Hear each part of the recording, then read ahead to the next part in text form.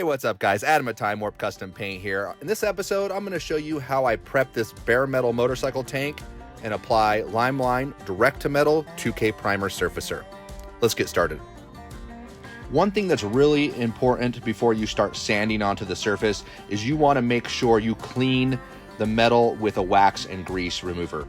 This is really important because you don't want to drive in those contaminants and oils into the metal.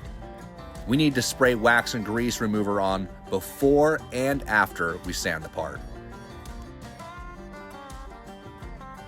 Now that the tank is all clean, I'm going to scuff down the metal. You can use anywhere between 180 grit to 600 grit sandpaper to do this. I'm going to use a 600 grit Limeline sanding sponge. We do this to help ensure good adhesion between the metal and the primer surfacer. Like I mentioned before, we're going to spray this and clean it again with wax and grease remover. Next, it's important to mask off the fuel spout along with any other fittings that are on the tank.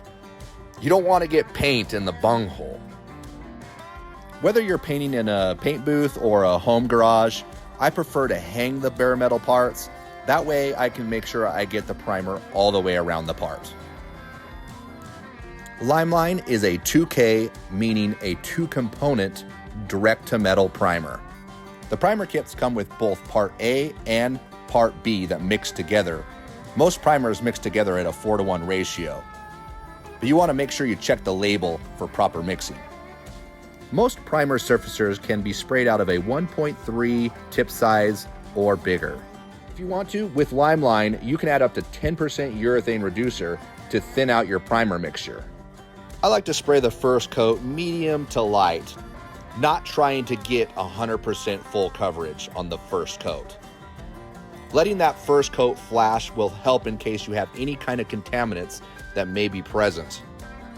Allowing about a 5 to 10 minute flash time between coats, I will apply 2 to 3 more wet coats to add enough material to build up any imperfections that you may have over the metal. You can use what they call a guide coat as a visual aid. This usually sprays on out of a spray can and helps with being able to see the lows and the high spots on your project. If you haven't yet, hit that subscribe button and check out all my other custom paint videos here on YouTube. Thanks for watching.